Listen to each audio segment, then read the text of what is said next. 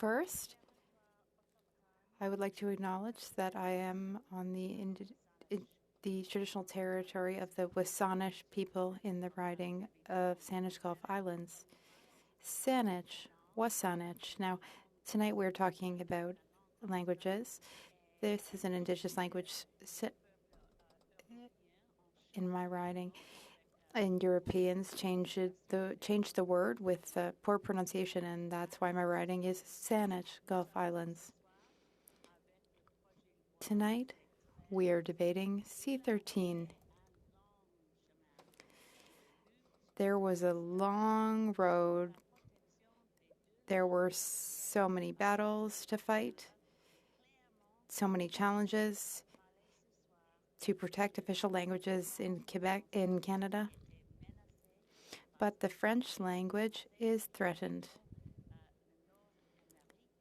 The French language is a minority language in North America and in Canada.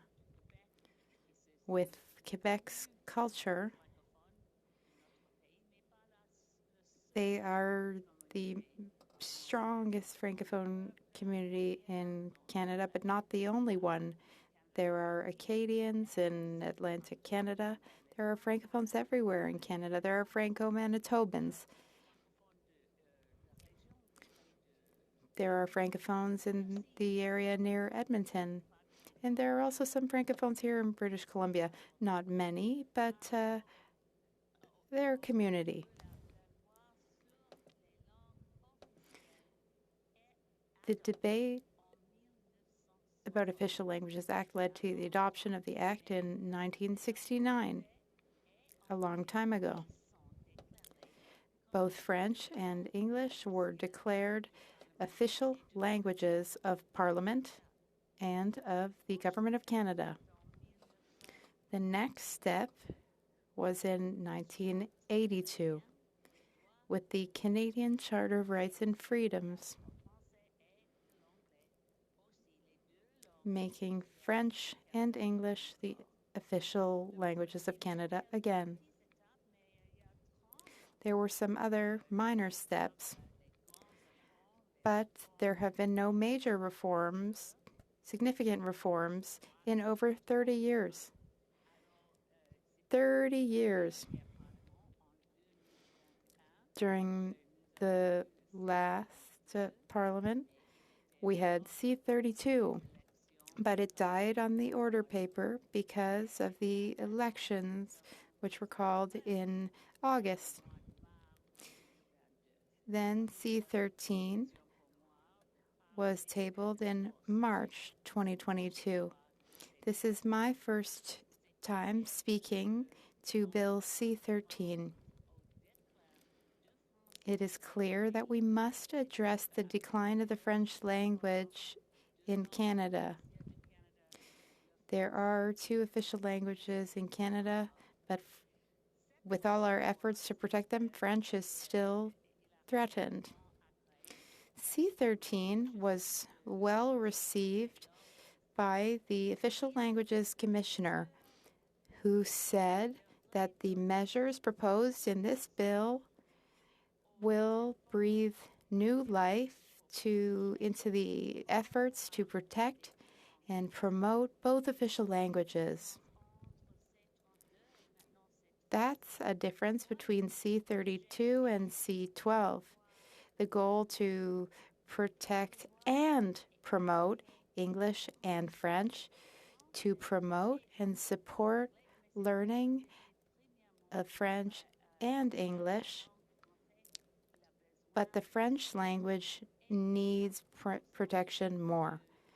And as for promotion, there is promotion for learning languages and protecting and supporting Francophone communities. And for the first time in this bill, protecting the right to work in French, to use the French language in the workplace, and also for consumers. C13 is actually 2 bills in one. It modernizes our Official Languages Act, and implements a new bill, a bill on the use of the French language in private federal undertakings and makes related amendments to other acts. It's a very long bill title, but this bill represents a substantial effort to promote the use and protection of French in private enterprises. That's why it's clear that in this debate tonight, the Bloc Québécois has feelings about how this relates to Quebec.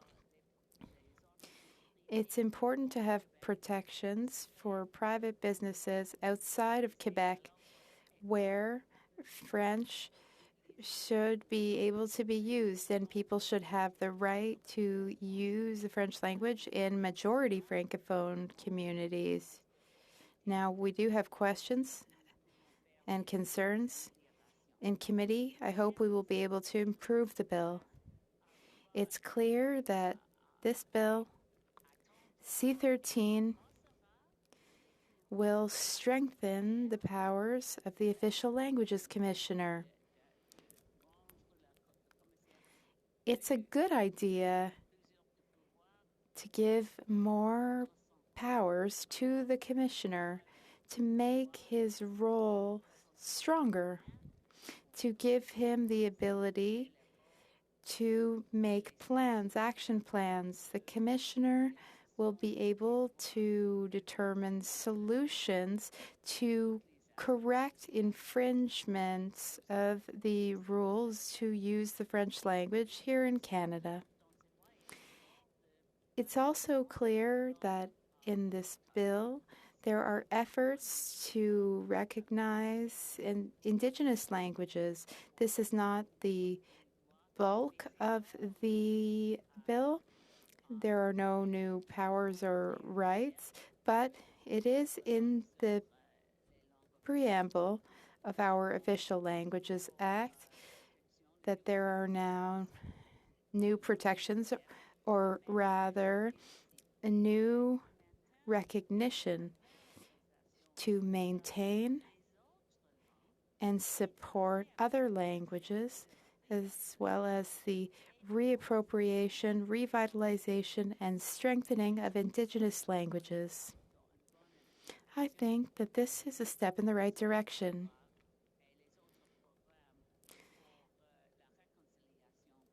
There is more in other acts and programs to protect the most endangered languages in our country, Indigenous languages. I just changed to the English channel. For those who are following this debate and are unilingual Anglophones, I can't say clear how important it is for all of us who don't have French as a first language to keep trying to learn. I know that a lot of the members here tonight have tried, as I have too. I love speaking French. I love improving my French. Late at night, it gets a little more difficult, but it certainly improves and enriches our society. I mean, it's not for nothing that French is known as the language of Molière.